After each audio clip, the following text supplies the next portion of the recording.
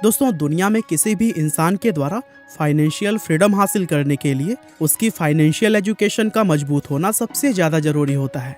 और एक्सपर्ट्स की अगर माने तो फाइनेंशियल एजुकेशन को बढ़ाने का सबसे अच्छा तरीका है किताबें पढ़ना। यही वजह है कि दुनिया में बहुत सी किताबें इस टॉपिक के ऊपर लिखी जाती हैं।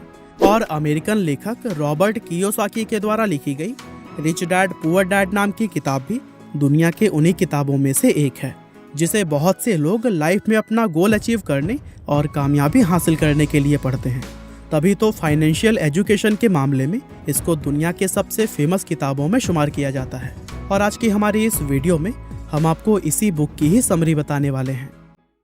दोस्तों, रिच डैड पुअर डैड किताब की कहानी लेखक रॉबर्ट कियोसाकी की अपनी खुद की लाइफ स्टोरी पर आधारित है।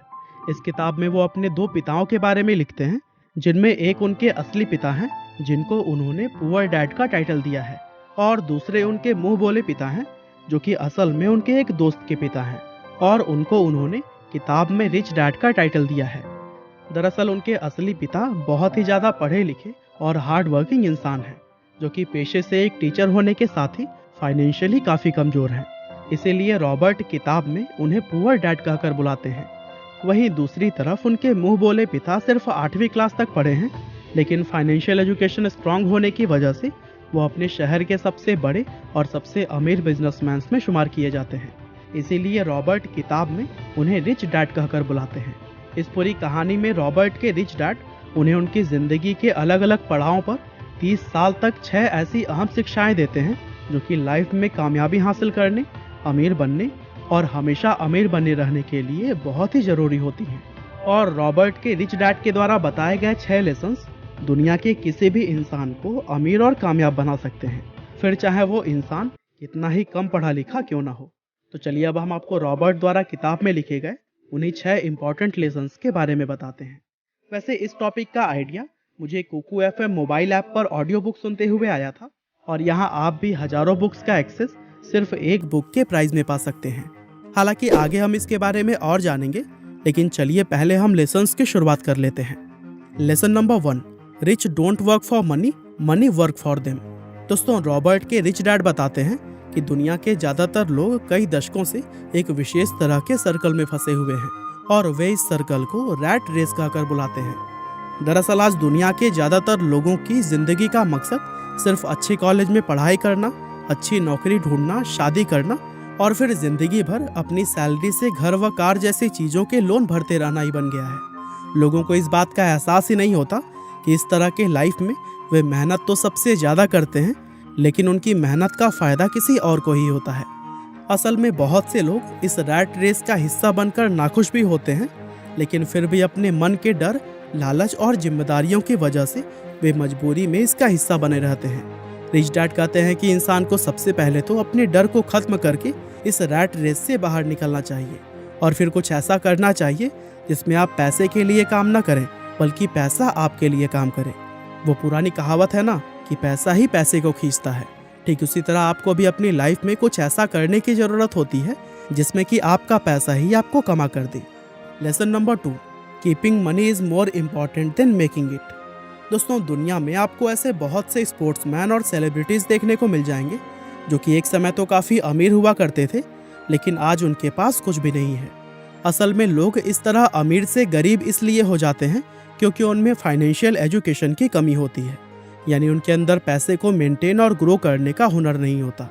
रिच डैड इस फाइनेंशियल इलिटरेसी का एग्जाम्पल देते हुए कहते हैं कि पूरी दुनिया में घर एक एसेट्स माना जाता है, जबकि उनके अनुसार घर कोई एसेट्स नहीं बल्कि एक लाइबिलिटी होता है, क्योंकि एसेट्स तो वो होता है जो आपके पैसे को समय के साथ साथ और भी ज़्यादा बढ़ा देता है, जबकि घर के मामले में आपको कई साल तक उसकी EMI और लोन चुकानी पड़ती है, जिसके चलते आपकी जेब में पैसा आता नहीं बल्कि सिर्फ जाता है।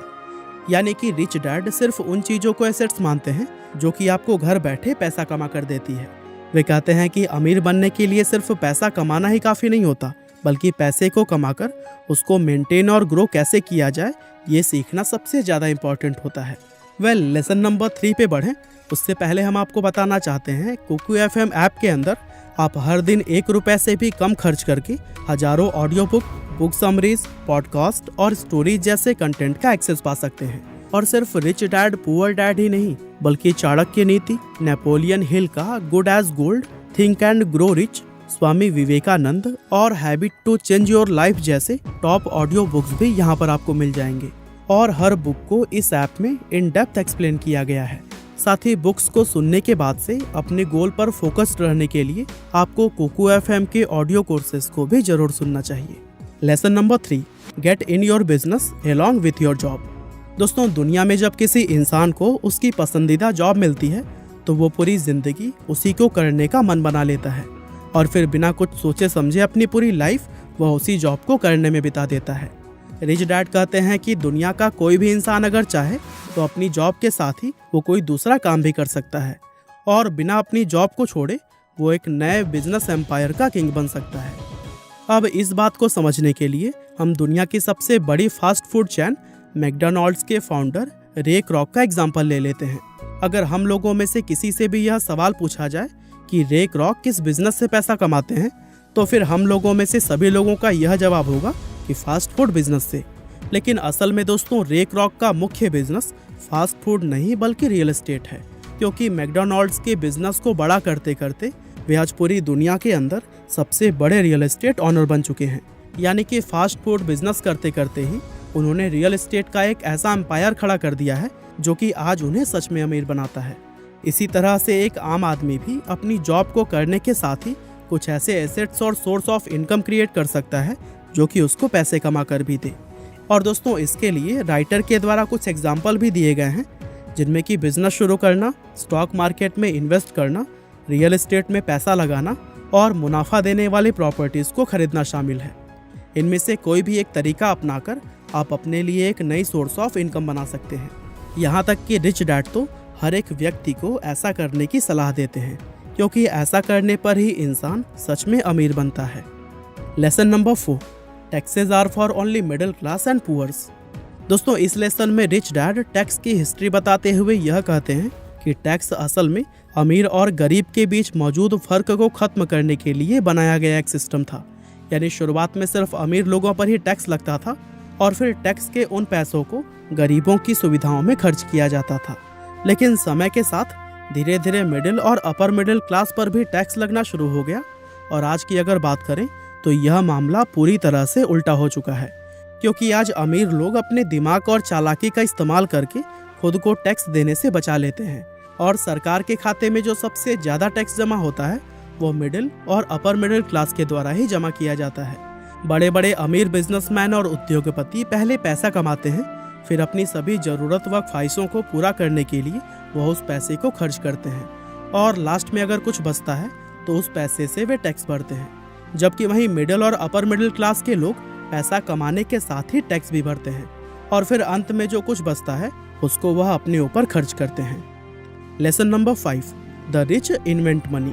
दोस्तों, Jeff Bezos, Bill Gates, Mark Zuckerberg, Elon Musk और भारत की अगर बात करें तो धीरूभाई अंबानी, शिव नडार और अजीम प्रेम जी, ये कुछ ऐसे नाम हैं जो कि दुनिया के अंदर एक ऐसा बिजनेस या फिर कहें कि ऐसा आइडिया लेकर आए जिसके बारे में इनसे पहले किसी ने भी नहीं सोचा था और अपने उसी रिवोल्यूशनरी आइडिया से इन लोगों ने पैसे को इन्वेंट किया है। इससे पहले कि मार्केट में मौजूद किसी भी अवसर को कोई और व्यक्ति ढूंढ पाता, इन लोगों ने उस अवसर को खोजा और उस पर तुरंत ही एक्शन लिया। इसीलिए कहा जाता है कि इन लोगों ने पैसा कमाया नहीं बल्कि उसको इन्वेंट किया, क्योंकि ये दुनिया में उन चीज़ों को लेकर आए जो कि यहाँ पहले से मौजूद नहीं थी। इसी तरह आपको भी सिर्फ पैसा कमाने के बारे में नहीं बल्कि पैसे को इन्वेंट करने के बारे में भी सोचना चाहिए। Lesson number 6, rich learns all the time and know how to sell their ideas. दोस्तों, अमेरिका में न जाने कितने ऐसे लोग मौजूद हैं जो कि मैकडॉनल्ड्स के ही प्राइस में उससे कहीं ज़्यादा बेहतर बर्गर बनाकर बेचते हैं, लेकिन अपने किसी प्रोडक्ट या आइडिया को बड़े स्तर पर किस तरह से बेचा जाता है इसकी समझ हर एक इंसान को नहीं होती। तभी तो वो मैकडॉनल्ड्स से अच्छा बर्गर बनाने के बावजूद भी उसको सिर्फ एक लिमिटेड एरिया या फिर लिमिटेड क्वांटिटीज़ में ही बेच पाते हैं, जबकि मैकडॉनल्ड्स पूरी दुनिया के अंदर बिना किसी लिमिट के अपने बर्गर बेचता है।